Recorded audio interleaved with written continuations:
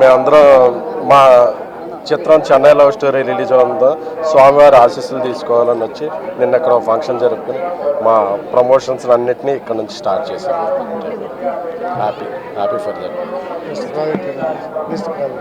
ఇప్పుడు 3-4 ప్రాజెక్టులు ఉన్నాయండి. హిందీలో సినిమా బేబీ చేస్తున్నాం, ప్రజెంట్ ఇది, నెక్స్ట్ అది నా పిల్ల రానేసి 3-4 సినిమా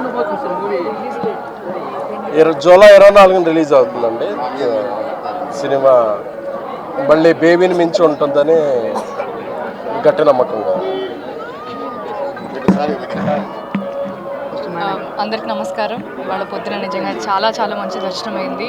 నిన్న తిరుపతిలో కింద ఒక మంచి ఈవెంట్ చేసుకొని మా సినిమాలో మూడో పాట రిలీజ్ చేసుకొని స్వామివారి ఆశీస్సులు తీసుకుందామని మేమంతా వచ్చాము. సో జూలై 24వ తేదీన మా సినిమా రిలీజ్ అవబోతుంది. సో మీ స్వామివారి బ్లెస్సింగ్స్తో పాటు మీ అందరి సపోర్ట్ కూడా మాకు చాలా important. Thank you.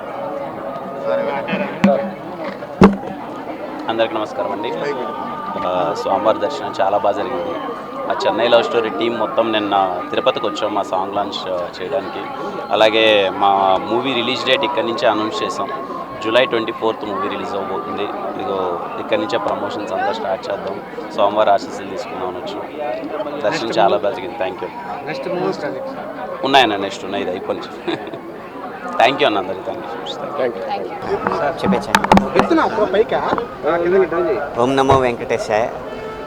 Chennai love story అనే చిత్రంలో నేను అన్ని పాటలు రాయడం జరిగింది.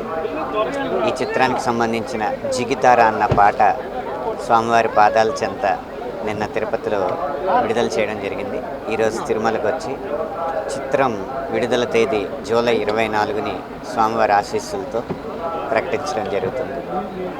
ఈ చెన్నై లవ్ స్టోరీ సినిమాకి పాటలకి కూడా తెలుగు ప్రజలందరి ఆదరాభిమానాలు స్వామివారి దయ వల్ల లభిస్తాయని మనస్ఫూర్తిగా కోరుతున్నాను.